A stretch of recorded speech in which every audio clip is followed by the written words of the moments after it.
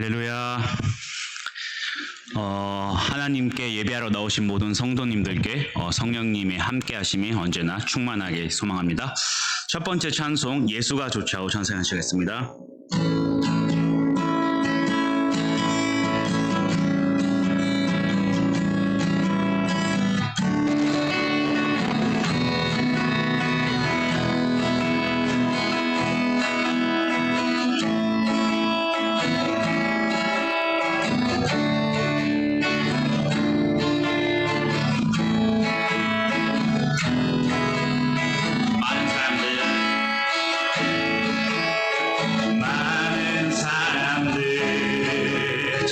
죄를 모른 죄 주님 곁을 떠나갔지만 내가 만난 주님은 참 사랑이었고 진리였고 소망이었어. 난 예수가 난 예수가 좋다오. 주를 사랑한다로 베드로 고백처럼 난 예수를 사랑한다오.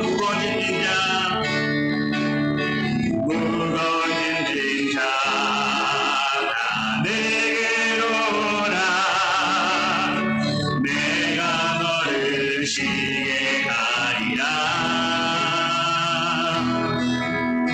이 길만이 생명의 길 참된 복된 길이라.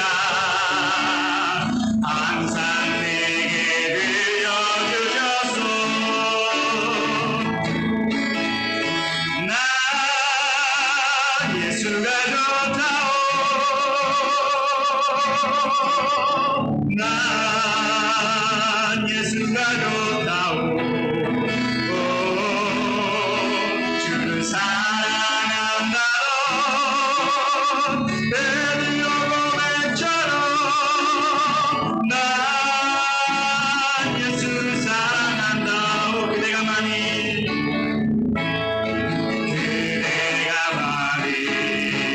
찾는 행복을 찾거든. 예수님을 만나보세요. 그분만이 생명의 길 참된 평안을 얻으며 나와 같이 고백할 거요. 난 예수가 좋다오. 난 예수가 좋다오. 주를 사랑한다로 베드로 고백처럼 난 예수를 사랑한다오. 다음 찬송은 나의 힘이 되신 여호와 찬송하시겠습니다.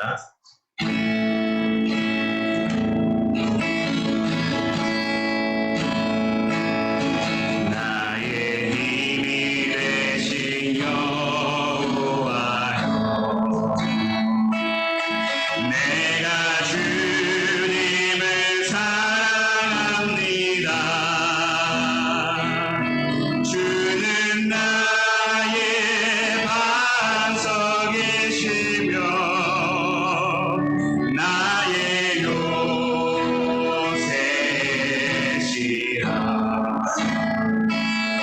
주는 나를 건지시는 나의 주 나의 하나님 나의 피할 바위시오. 나의 방패시 하나님 나의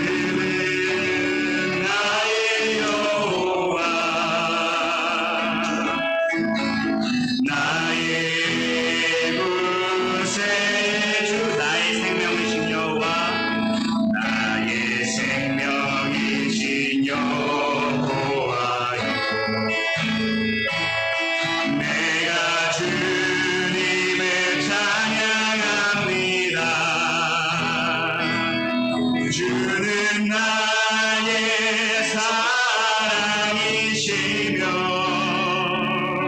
나의 의지이시 주는 나를 이끄시어 주는 나를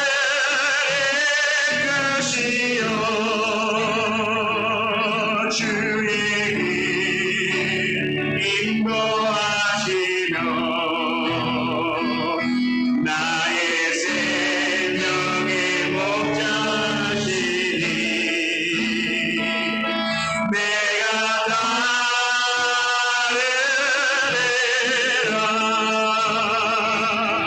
나의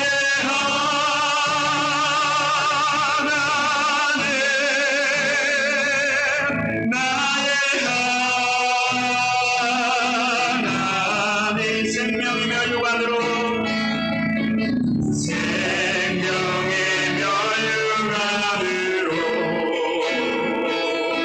내게 씌우소서 나의 하나님 나의 하나님 나의 하나님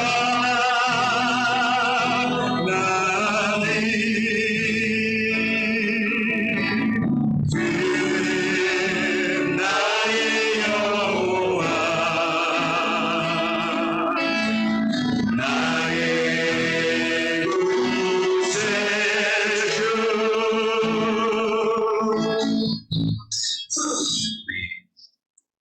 다음 마지막 찬송은 내 마음의 주를 향한 찬양하시겠습니다.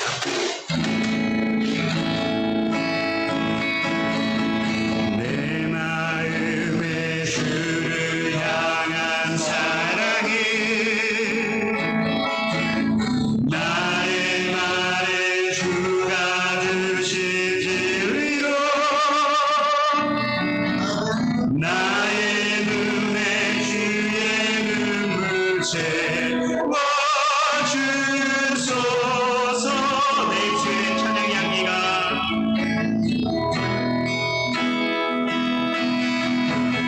내 입술의 찬양의 향기가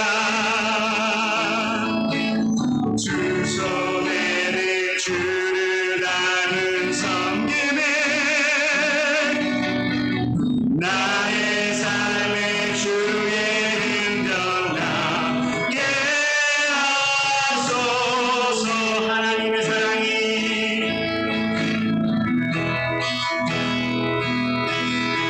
하나님의 사랑에 영원히 함께하리 십자가의 길을 걷는 자에게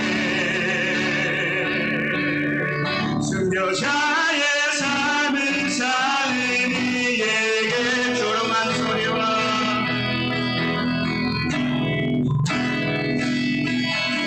조롱하는 소리와 세상 유혹 속에도 주의 순결한 신부가 되리라 내 생명 주님께 드리 하나님의 사랑이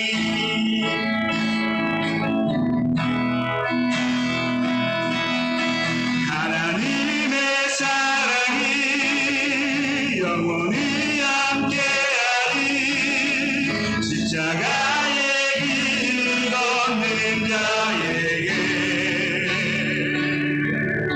순교자의 삶을 사는 이에게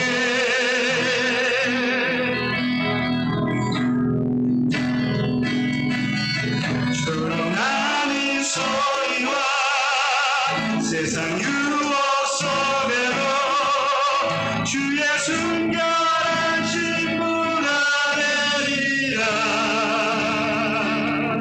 내 생명 주님께 드리리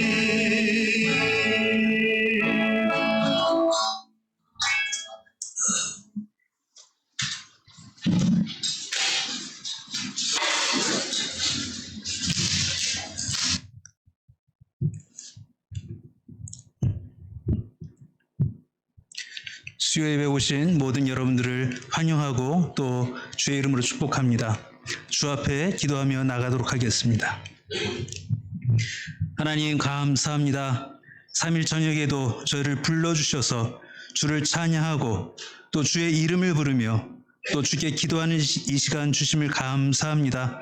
하나님 이 3일 동안도 이 세상에서 고난하고 피곤하고 또 유혹과 싸우며 또 죄와 싸웠던 저희를 주님 다시 힘을 주시며 다시 말씀을 듣게 하시며 다시 기도하게 하시며 다시 주를 바라보는 이 시간 되게 하여 주옵소서.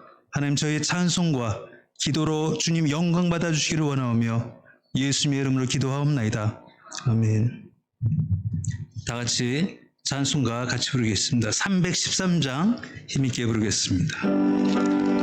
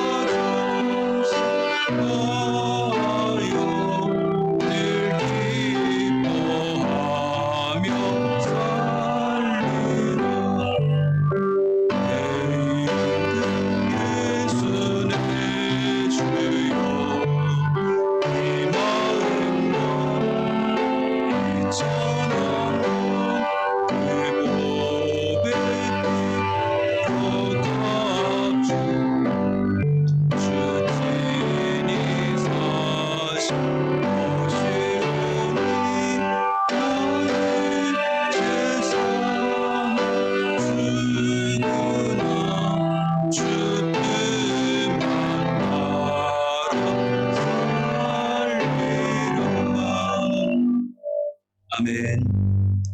이 시간에 전영순 권사님 예배와 또 교회를 위해서 기도하시겠습니다.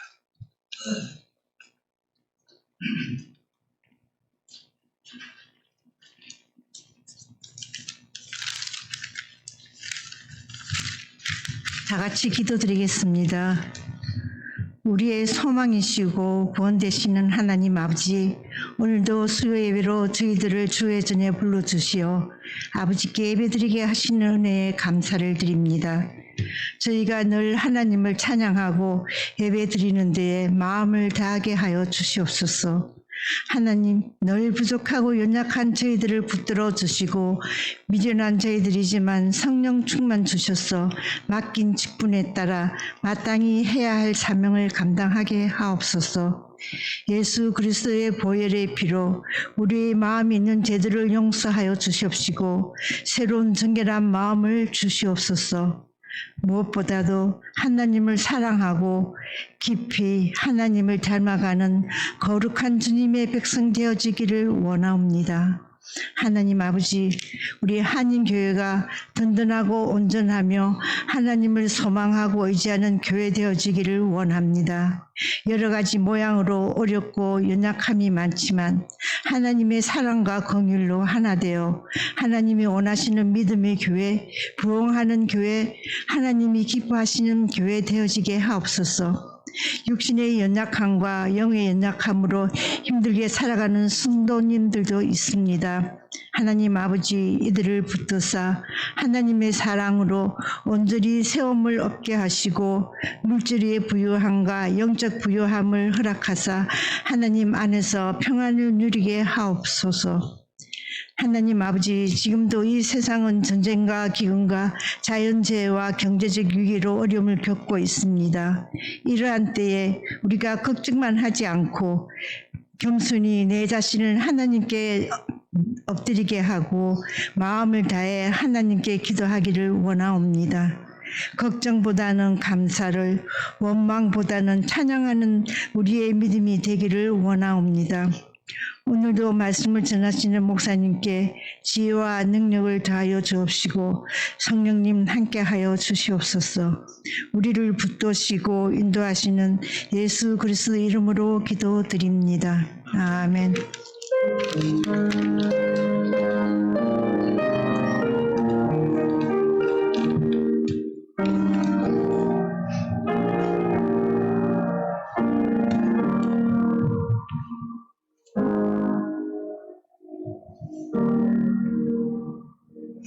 아멘. 이 저녁에 하나님 우리에게 주신 말씀 디모데전서 1장 12절에서 16절까지의 말씀입니다. 디모데전서 1장 12절부터 16절입니다. 성경 337페이지에 있습니다. 디모데전서 1장 12절로 16절 저와 여러분이 한 목소리로 읽겠습니다. 나를 능하게 하신 그리스도 예수 우리 주께 내가 감사함은 나를 충성되이 여겨 내게 직분을 맡기심이니 내가 전에는 비방자요 박해자요 폭행자였으나 도리어 긍휼을 입은 것은 내가 믿지 아니할 때에 알지 못하고 행하였음이라. 우리 주의 은혜가 그리스도 예수 안에 있는 믿음과 사랑과 함께 넘치도록 풍성하였도다. 믿보다 모든 사람이 받을 만한 이 말이여 그리스도 예수께서 죄인을 구원하시려고 세상에 임하셨다 하였도다. 죄인 중에 내가 괴순이라. 그러나 내가 긍휼을 입은 까닭은 예수 그리스도께서 먼저 내게 일체 오래 참으심을 보이사 후에 주를 믿어 영생 얻는 자들에게 본이 되게 하려 하심이라. 아멘. 아멘. 여러분, 복음이란 무엇입니까? 여러분, 복음을 어떻게 설명하시겠습니까?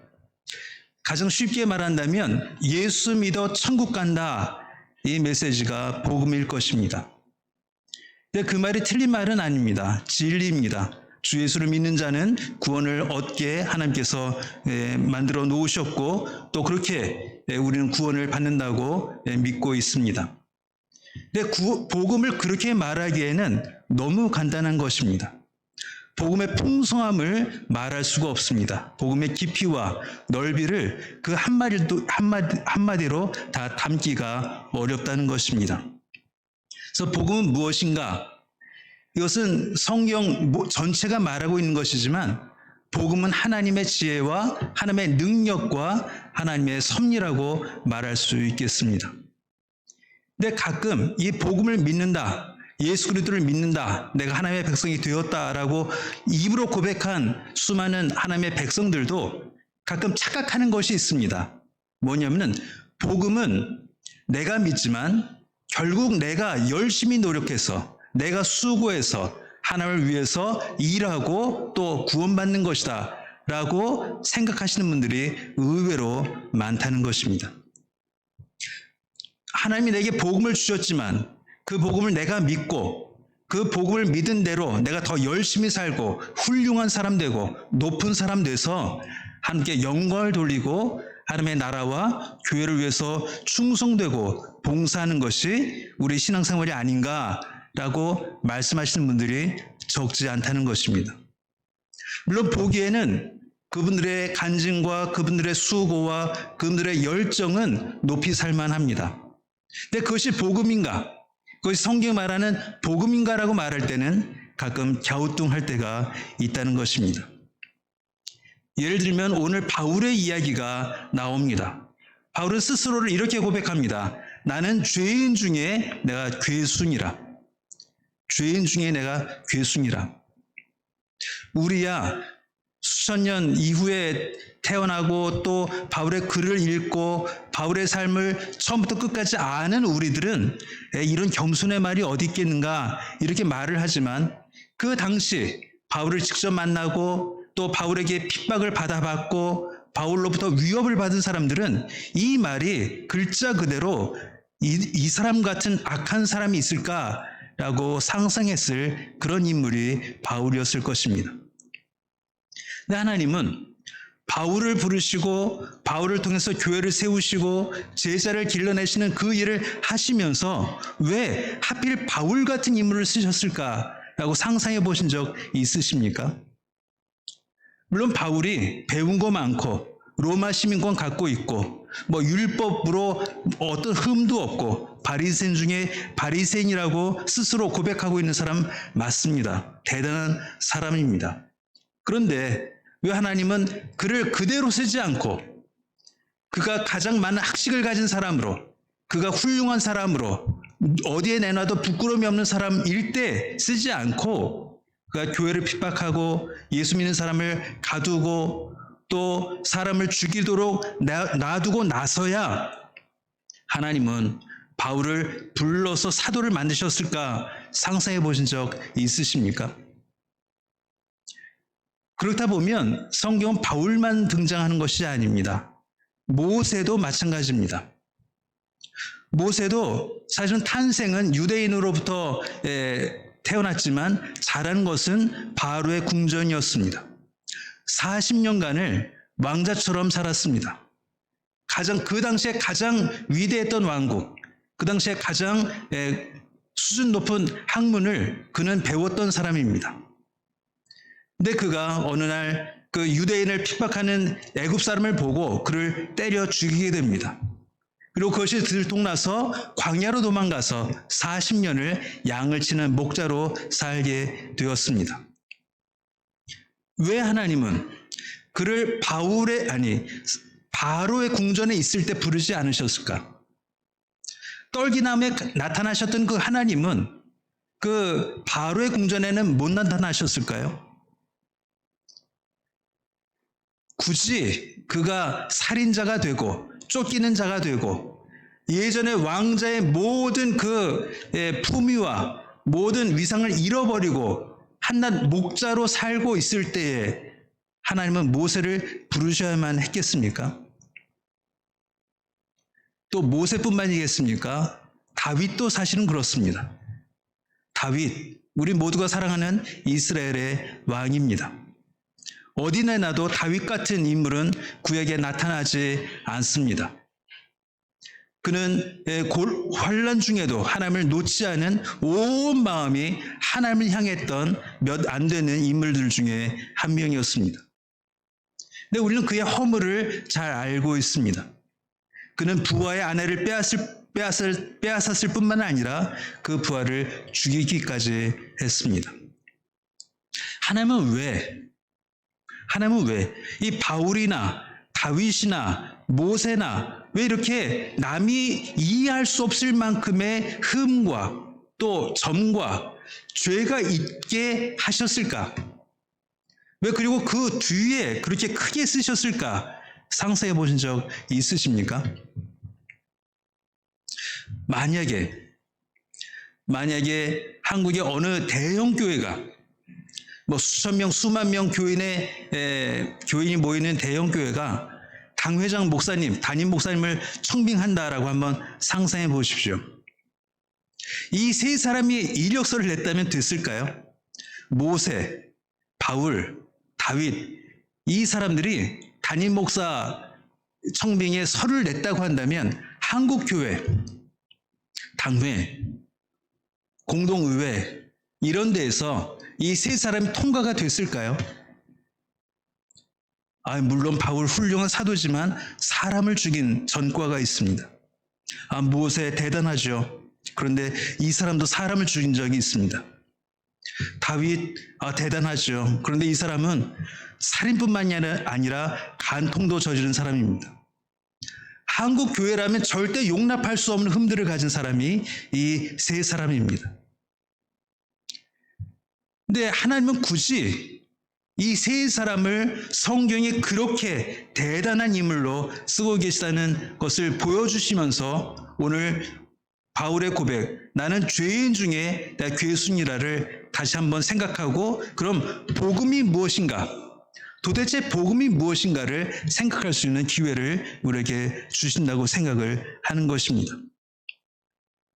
이 말씀들을 보면 하나님은 인간의 대단함, 인간의 훌륭함, 인간이 가진 조건, 환경, 이것으로 하나님의 일을, 하나님의 사역을 하시는 것이 아니라 내가 그를 통해 하신다는 것을 굳이 표내시고 또 드러내고 싶어 하신다는 것을 알게 된다는 것입니다. 그래서 하나님은 바울이 가장 훌륭한 모습일 때 쓰지 않으신 것입니다.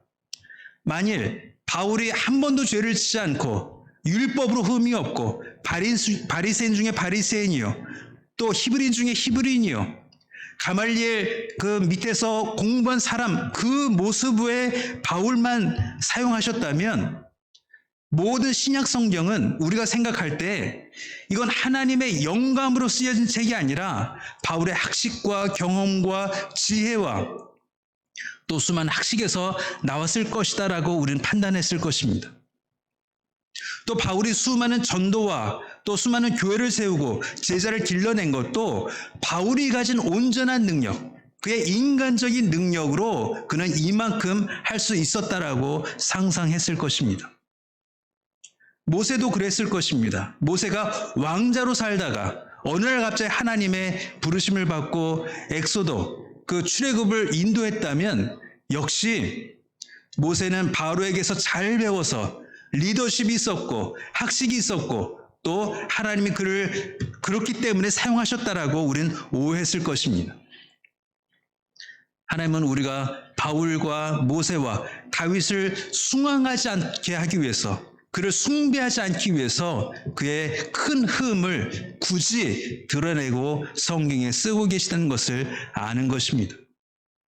모세가 바로의 궁전에서 40년을 살았기 때문에 출애굽을 한 것이 아니고 바울이 그 가말리엘과 또 수많은 공부와 또 율법에 흠이 없고 또 바리새인 중에 바리새인이어서 쓰신 것이 아니라 하나님이 붙잡은 사람은 그가 어떤 조건에 있을지라도, 그가 어떤 환경에 속할지라도 하나님은 그를 쓰시고야 만다는 것을 우리에게 보여주시는 것입니다. 이래야 바울의 능력이나 바울의 서신이나 모세의 기적이나 모세의 지팡이나 다윗의 그 용감한 그 전쟁이나 또 수많은 시편을 읽을 때 이것이 다윗의 인간됨, 다윗의 훌륭한 성인됨, 성인 군자됨, 또 바울의 학식, 모세의 리더십에서 나온 것이 아니라 하나님이 하신 사람, 하나님이 쓰신 사람, 하나님이 사랑하시는 사람, 하나님이 그에게 성령을 부어 일하게 하신 사람은 어떻게 쓰실 수 있는지를 우리가 보여 알게 된다는 것입니다. 저는 여기에 복음의 원리가 있다고 생각합니다. 복음은 단지 하늘에서 뚝 떨어진 그냥 쪽지와 같은 그런 뉴스가 아닙니다.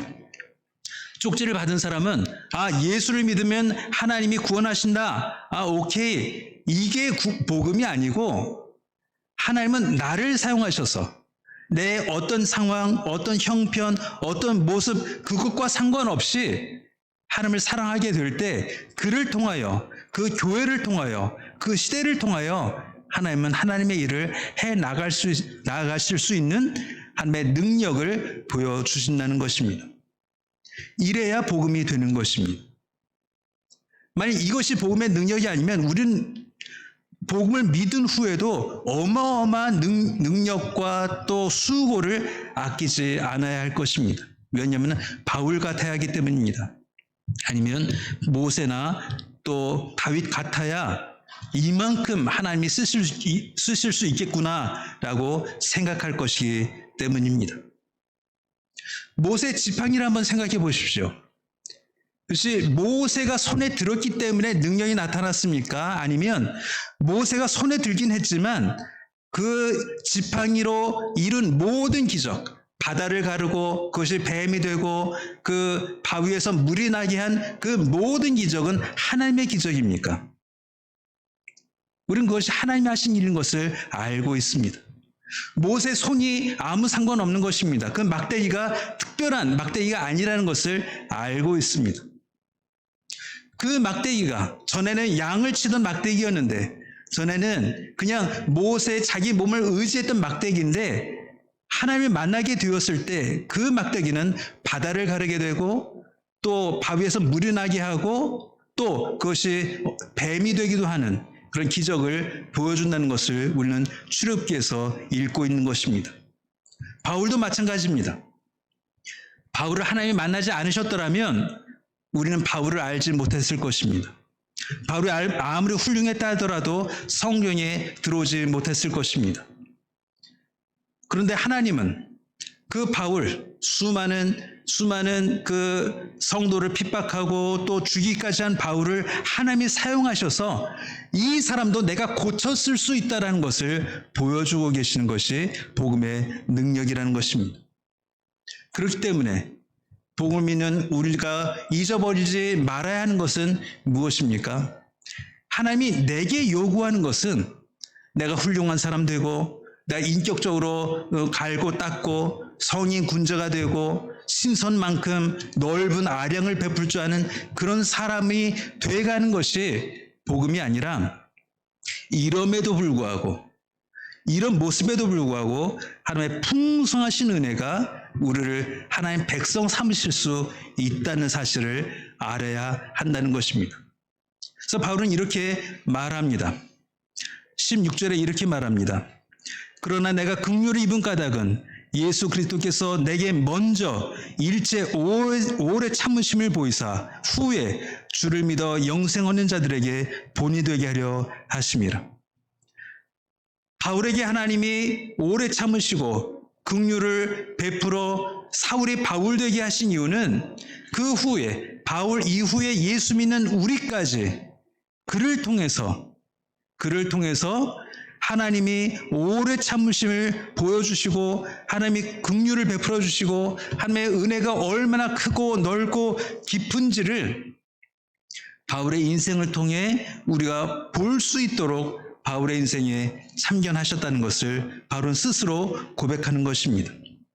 그래서 바울은 한 번도 내가 이렇게 배웠기 때문에 내가 이렇게 갖췄기 때문에 내가 이만큼 수고했기 때문에 내가 이만큼 다른 사람보다 낫기 때문에 난 사도가 되었고 성령을 쓰고 있고 이렇게 하나님의 나라를 위해서 일한다라고 한 번도 고백한 적이 없습니다. 그 마음에는 내가 죄인의 개수인데 내가 누구에게도 용서받을 수 없는 이 몸인데 그럼에도 불구하고 하나님은 나를 쓰고 계시니 당신들은 얼마나 더 많이 더 넓게 더 높게 쓰실 수 있겠는가라고 바울은 우리를 설득하고 있는 것입니다. 한국 교회에 특별한 그 운동이 있었습니다. 여러분 코스타라고 들어보셨습니까? 코스타. 한 20년 전에 아르헨티나에서도 몇 번 아르헨티나, 브라질, 칠레를 중심으로 몇 번의 행사를 가진 적이 있습니다.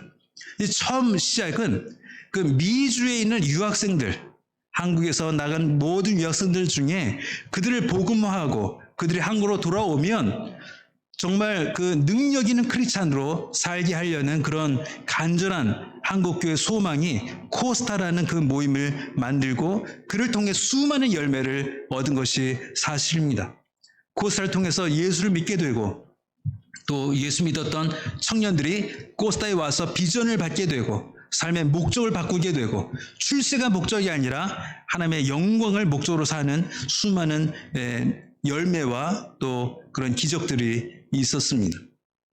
그런데 그 코스타 여러 메시지들 중에 훌륭하고 아름다운 메시지들 중에 한 메시지가 이것이 있습니다. 고지론. 그 고지론이란 말이 뭐냐면 높은 데를 차지하라. 고지를 차지하라. 라는 그런 이론이 있었습니다. 그래서 성도된 우리가 정치권이나 경제 쪽이나 어떤 그 언론 쪽이나 그렇게 영향을 끼칠 수 있는 높은 자리에 올라가서 그곳에서 성도의 삶을 통하여 그 아래에 있는 그가 영향 끼칠 수 있는 모든 사람에게 영향을 끼쳐야 한다라는 것이 고지론이었습니다.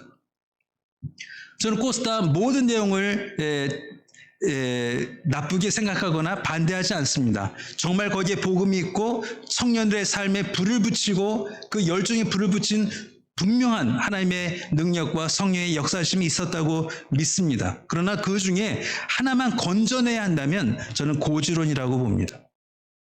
높은 데 올라가서 거기서 빛을 발하고 거기서 목소리를 내고 그래서 그를 통해 영향받는 사람들이 예수 믿는 사람은 저래 되겠구나라고 영향을 끼쳐야 한다면 성경과 반대되는 부분이 너무 많기 때문입니다.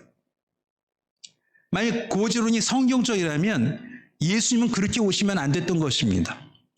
예수님은 목수의 아들, 태어날 곳도 없어서 말 구유에서 태어나서 이 땅에 오셔야 할 분이 아니라는 것을 우리는 압니다. 차라리 높은 산성에 천사들의 그 수많은 빛과 나팔 소리와 또 팡파레를 울려가며 이곳에 왕이 태어나셨더라고 그렇게 오셨어야 마땅하신 분이었습니다.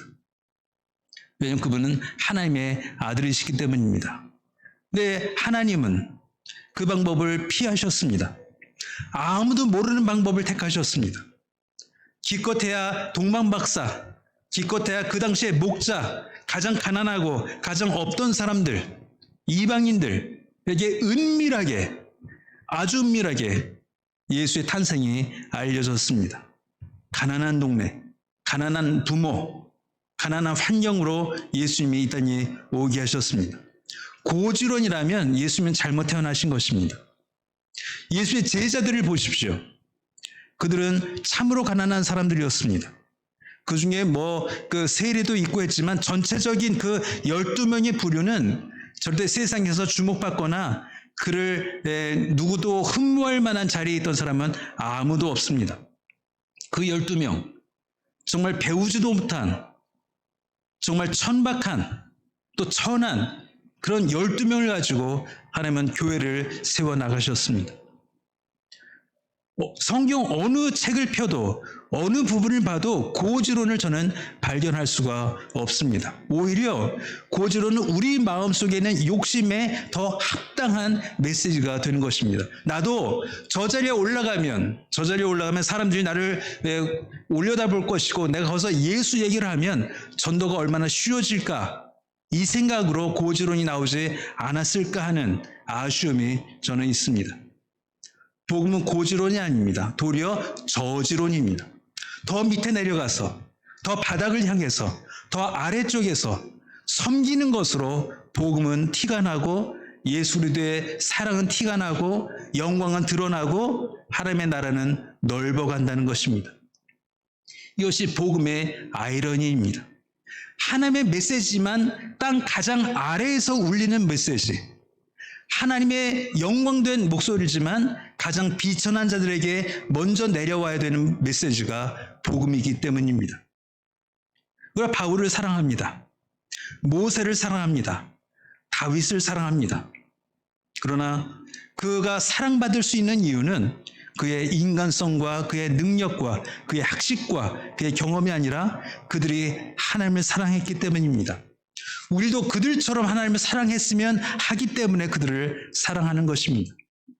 그들처럼 글을 쓰고 싶어서, 그들처럼 바다를 가르고 싶어서, 그들처럼 영토를 넓히기 위해서 사랑하는 것이 아니라 다윗이 사랑한 것처럼, 바울이 사랑한 것처럼, 모세가 하나님을 사랑했던 것처럼 나도 그렇게 사랑하고 싶어서 그들을 사랑하는 것이라면, 그들이 고백하고 있는 것, 그들이 간증하고 있는 것, 하나님의 복음이 얼마나 풍성하며 얼마나 넓으며 얼마나 넉넉하며 얼마나 높으며 얼마나 깊은지를 우리 삶에, 우리의 가정에서, 일터에서, 교회에서, 또 이웃 간에, 성도들 간에 드러나야 마땅하다는 것입니다.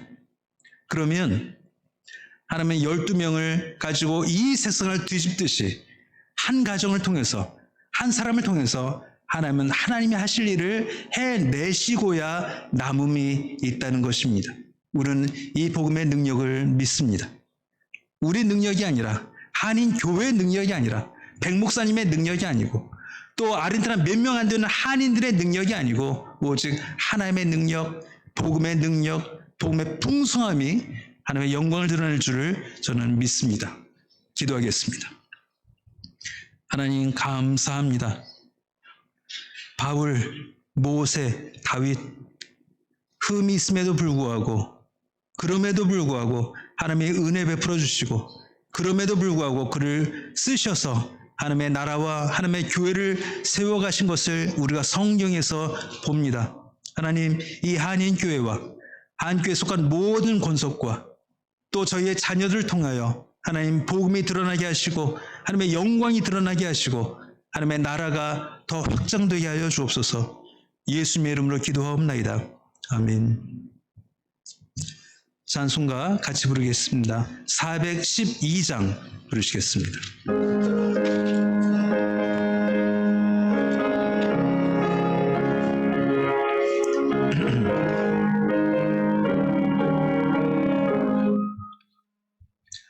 내 영혼의 그 깊은 데서 맑은 가락이 울려나네.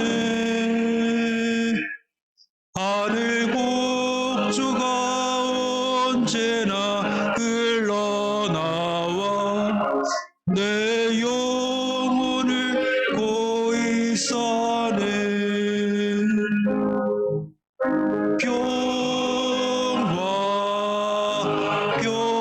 평화로다.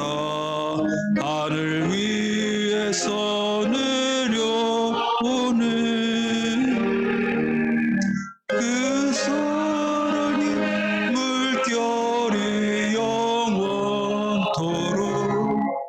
내 영혼을 덮으소서. 내 마음속에 솟아난 이 평화는 깊이 묻힌 보배로다. 나의 보화를 캐내어 가져갈 자 그 아무도 없으리라.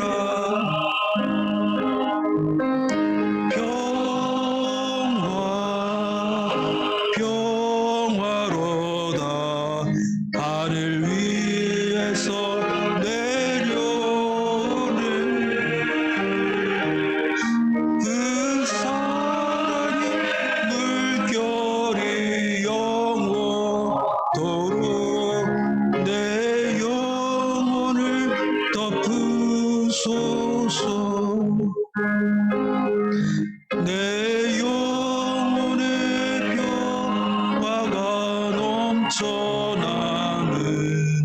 주의 큰 복을 받으리라. 내가 주의로 주님과 함께 있어 내 영혼이 편히 쉬네.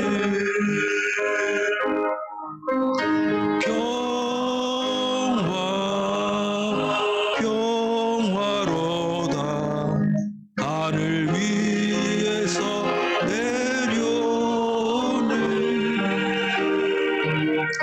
그 사랑의 물결이 영원토록 내 영혼을 덮으소서. 이 땅 위에 험한 길 가는 동안 잠들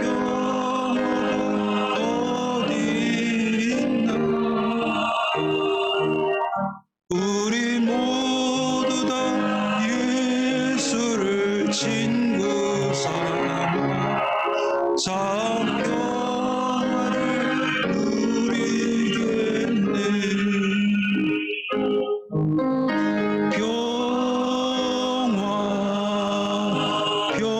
평화로다 하늘 위에서 내려오네. 그 사랑의 물결이 영원토록 내 영혼을 덮으소서. 주님이 가르쳐 주신 기도로 예배를 마치도록 하겠습니다. 하늘에 계신 우리 아버지여, 이름이 거룩히 여김을 받으시오며 나라의 마옵시며 뜻이 하늘에서 이룬 것 같이 땅에서 이루어지이다. 오늘날 우리에게 일용의 수여 주옵시고 우리에게 죄인 자를 사하여 준 것 같이 우리의 죄를 사하여 주옵시고 우리를 시험에 들지 말게 하옵시고 다만 악에서 구하옵소서. 대개 나라와 권세와 영광이 아버지께 영원히 싸움나이다. 아멘.